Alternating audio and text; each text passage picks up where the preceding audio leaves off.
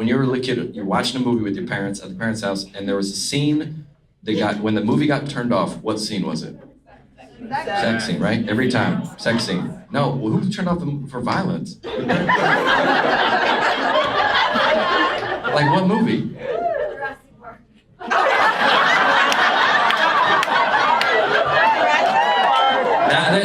First of all, that's because. And what happened? When he's in the bathroom, like, come on. The first Jurassic Park? You turned it off for that? It's probably because it was Christian. They're like, dinosaurs aren't real. You know what I'm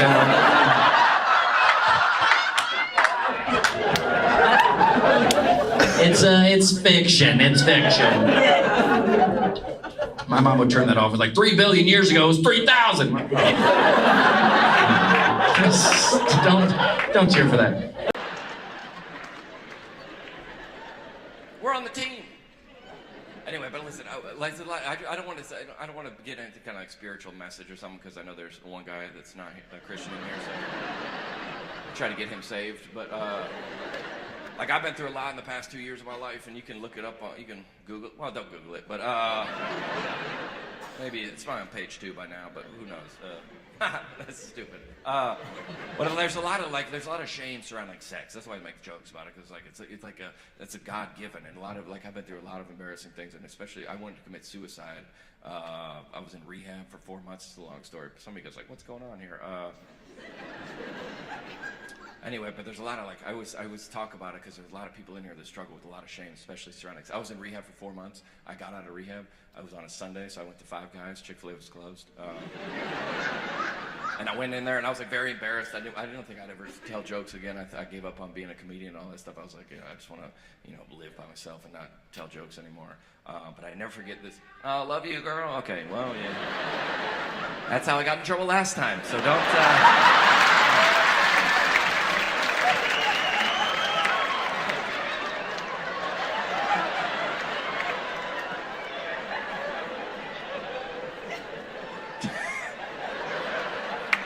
I don't know. That's stupid. There's a lot of shame surrounding sex, especially as a Christian. I never forget, because everything I went through was horrific and embarrassing and awful, and I wouldn't wish it on my worst enemy. But the only thing worse is if that would have never happened to me, because I would have lived in just, okay, one guy's from church. We love you. But I've dated women that are in their 30s and that just carry around a lot of shame surrounding sex, and that just something that they did that you don't think you get. And I thought everybody, every time I had like a sold out show or anything that I did like on television, it would always come, as a Christian, it would come with a lot of shame, because I thought that if everybody knew the truth about me, that all these people would hate me. And that whole rehabilitation process is I found out that there's a God that loves you, and he cares about you, and he's not mad at you. He's not mad at you. Now, and I don't listen.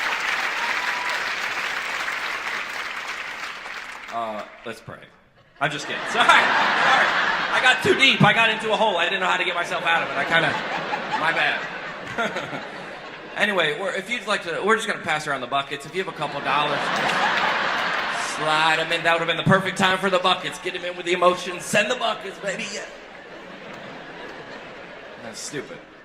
But there's a lot of people that like, what I was telling the story about when I went to Five Guys, and I was wearing like a hood and sunglasses, and I didn't want to be recognized or nothing like that.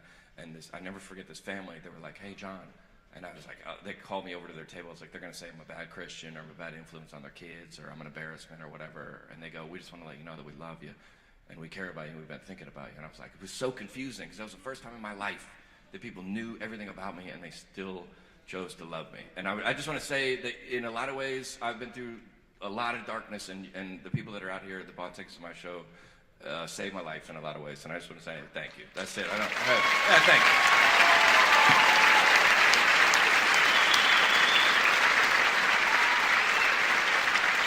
I'm not trying to do like a thing, but if you'd like to sponsor a child, would you slip your hand? You know that Bible verse, wherever 3 or more are gathered in my name. Compassion International is there getting kids sponsored. That's across the line. I shouldn't say it. I'll tell you one story about rehab. It's just so I was in rehab for like 4 months, and it was horrible. I called my best friend and his wife, and I was on the speakerphone with them. best friend and his wife, and I was like, dude, this place is terrible. You got to wake up at dawn. You got to go to breakfast. You got to go to meditation. You got to go to yoga. You got to go to Bible study. His wife, I was crying. His wife grabs the phone, and she goes, I don't mean to interrupt here, but we have 3 kids under 5. This place sounds incredible.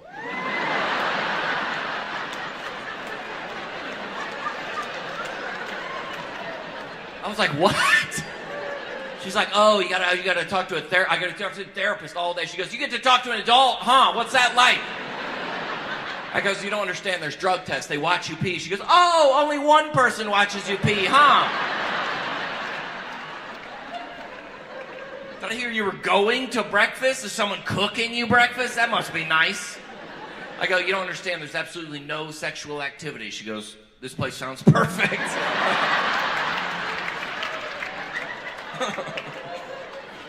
But take laughter with you. You guys, a lot of you guys are like, it's such a relief to laugh at jokes. And life is horrible, dude. Everything out there is horrible. Like, you got to start laughing at some things. You know what I'm saying? Just take some photos of people, send it to the group text. It helps you. It helps you cope. You know what I'm saying? Laughter is a good medicine. That's Proverbs 26. It might be Proverbs 4:26. It's one of those. I'm anorexic. I get the numbers switched up, but.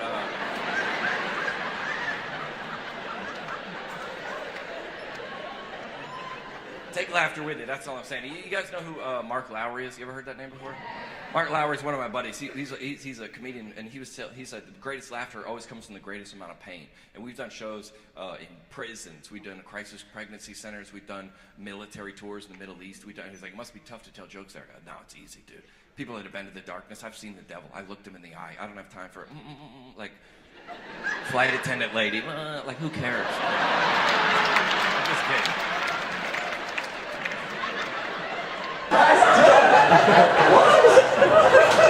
That's weird. I know. It's strange. It's totally strange. This is dead serious. I don't know how to set this up or say it, but earlier today, I was driving and I hit a kid. Yeah, don't freak out or anything. It wasn't my fault. I was texting. I didn't even see him. So, yeah. But it is, like, texting and driving is illegal now in Colorado because they say it's more dangerous than drinking and driving. Texting, more dangerous than drinking and driving. Actually, I found this out the hard way. I was driving home late, like 3 in the morning a couple nights ago. Got pulled over at a texting checkpoint.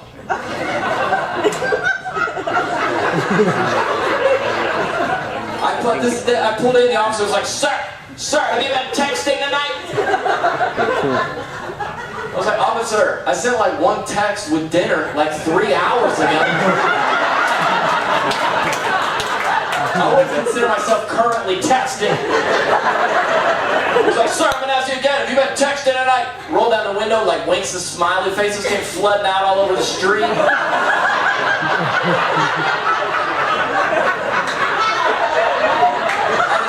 Call for a thumb flexibility test.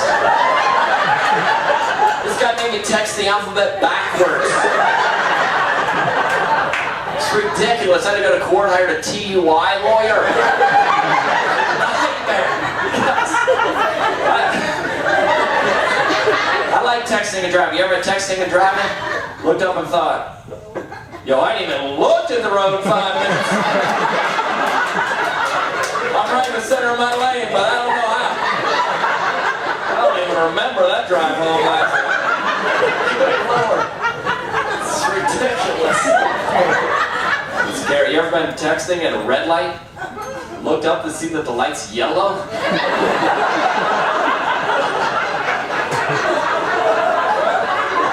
Just wait for the next one. Ridiculous, I'm saying, but I love America, the best country on the planet, everybody, yeah? Jeez, man, I like it, the best part, because we're a first world country. Yeah, world rating system, by the way, developed by us. Hey, everybody, we're first, you're third, okay? Sorry, no one even knows what the system means. We're first, though.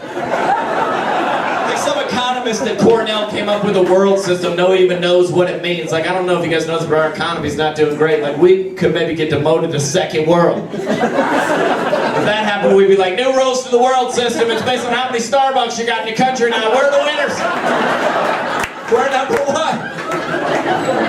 And we got like these adventure races now, like the Muddy Buddy and the Warrior Dash and the Tough Mudder Adventure Challenge. Like, this is what we're gonna do for fun now. You're gonna like crawl through some mud, hop over some barbed wire, get chased by some wild animals. That's our fun race.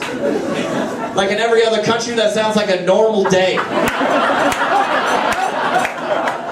You kidding me? What do they do in third world countries with their adventure races? Hey everybody, here's what we're gonna do. You're gonna get up, get in one of these Lexus vehicles here. You're gonna ride to the office while listening to continuous light rock. On the way there, you're gonna stop at Starbucks and pick up a triple grande, no whip, no soy, double grande, 2-pump soy, low tea frappuccino. Get to the office, you spend 8 hours on Facebook, then return.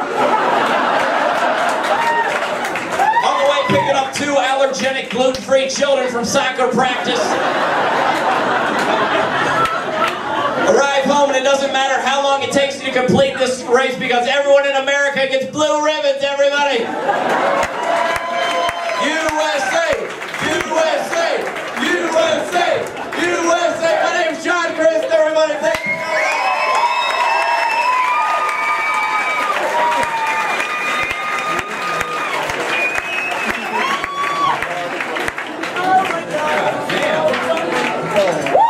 John Crist right there. Oh.